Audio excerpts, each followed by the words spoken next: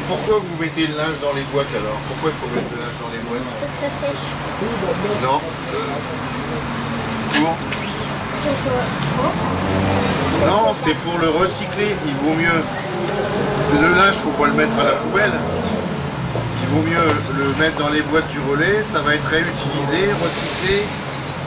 On va vendre. On va fabriquer par exemple un isolant comme ça. Vous savez ce que c'est un isolant? Non. Je peux toucher. Oui, c'est tout doux. C'est pour empêcher le froid de rentrer dans la maison. C'est comme un manteau, mais on le met autour de la maison. Moi, c'est doux. Et ça permet Moi, de ne je pas veux user trop de chauffage. Et en plus, ça fait travailler des gens. Maintenant, expliquez-nous un petit peu ce que c'est ça alors. Donc ça, c'est un isolant qui est fabriqué avec des jeans. Enfin, avec du coton. En fait, on prend le coton, on va le défibrer. Ça va donner des flocons. On va le passer au four avec du polyester qui va fondre. Et quand il va refroidir, il va se durcir. Ça va coller tous les flocons entre eux. Et ça donne ça. Et ça va remplacer la laine de verre. Vous savez ce que c'est de la laine de verre? C'est quelque chose qu'on met sous les toits ou le long des murs pour pas que le froid y rentre. Et ça, c'est très bien aussi. En plus, ça pique pas. La laine de verre, ça pique. Ça, c'est du coton. Donc au lieu d'acheter du matériau exprès pour faire ça, eh ben, on recycle les vêtements. Donc on enlève ces vêtements des poubelles et on les utilise pour faire ça. Donc ça évite les gaspillages, on peut dire. Et en plus, cet isolant-là, on peut le recycler après. Dans les vêtements qu'on met dans les boîtes, il y a plein de gens qui peuvent aussi remettre ces vêtements, parce qu'il y a beaucoup aussi de vêtements neufs qui sont jetés. Et il y a des vêtements usés aussi qu'on peut remettre dans les conteneurs aussi. Il y a des vêtements tachés mais propres. On peut les mettre aussi dans les boîtes.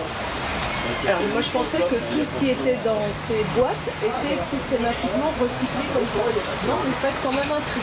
Bien sûr, il y a plusieurs catégories. Il y a les vêtements propres, les vêtements d'occasion, les vêtements tachés qui deviennent des chiffons.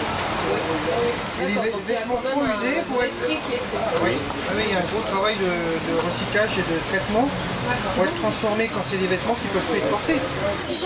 Quand vous donnez des vêtements comme ça, et ben, ce que vous faites, vous ne le savez peut-être pas, mais c'est que vous permettez à des gens de travailler. Il y a des gens qui n'ont pas voulu travailler à l'école, et maintenant ils arrêtent. Parce que quand ils arrivent chez un employeur, on dit bah, t'as pas de diplôme, je t'embauche pas.